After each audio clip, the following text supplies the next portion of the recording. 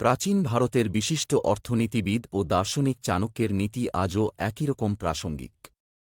কূটনীতিতে বিশেষ পারদর্শিতার জন্য কৌটিল্য নামেও তিনি পরিচিত ছিলেন। জীবনে সঠিক বন্ধু কিভাবে বাঁচতে হবে সে বিষয়েও উপদেশ দিয়ে গিয়েছেন চাণক্য। দেখে নিই চাণক্য নীতি অনুসারে বন্ধু বাছার উপায়।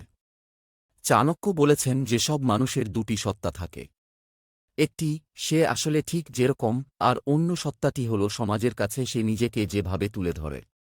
তাই চট করে কোনো মানুষ সম্পর্কে ধারণা করে নেওয়া ঠিক নয়। একজন মানুষের প্রকৃতি ঠিক কী রকম তা চট করে বোঝা যায় না। তাই বন্ধু করার আগে ভালো করে পর্যবেক্ষণ করা জরুরি। চাণক্য নীতি অনুসারে কারোর সঙ্গে বন্ধুত্ব করার আগে সে অন্যের জন্য কতটা ত্যাগ স্বীকার করতে পারে তা দেখে নেওয়া জরুরি।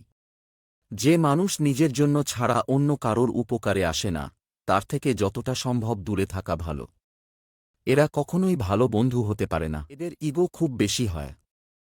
চাণক্য আরও বলেছেন যে বন্ধু বাছার আগে দেখে নেওয়া দরকার যে ভালো আর খারাপের মধ্যে সে ব্যক্তি পার্থক্য করতে পারছে কিনা, যে খারাপ ভালোর তফাৎ করতে পারে না, তার সঙ্গে ঘনিষ্ঠভাবে মেলামেশা ক্ষতিকর। এর পরের ধাপ হল সেই ব্যক্তি সম্পর্কে তার আশেপাশের মানুষরা কেমন ধারণা পোষণ করেন তা দেখা।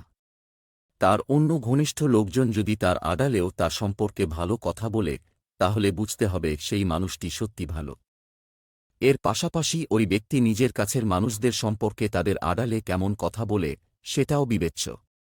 যদি ঘনিষ্ঠ কারোর সম্পর্কে তার আড়ালে কোনো ব্যক্তি নিন্দে করে, তাহলে সেই ব্যক্তির চরিত্র সম্পর্কে মন সন্দেহ জাগে। বন্ধু বাছার চতুর্থ ধাপে খেয়াল করতে হবে সেই ব্যক্তির ধারণা যে মানুষ নিজের সুবিধা চরিতার্থ করতে অতিরিক্ত মিথ্যে কথা বলে না, নিজের জ্ঞান ও নিজের চেহারা নিয়ে গর্ব প্রকাশ করে না, এবং অন্যের মতামতকে মূল্য দেয়। সেই হল সবার চেয়ে সেরা। যে কোনো কারোর সঙ্গে বন্ধুত্ব না করে সব দিক বিচার করতে উপদেশ দিয়েছেন চাণক্য।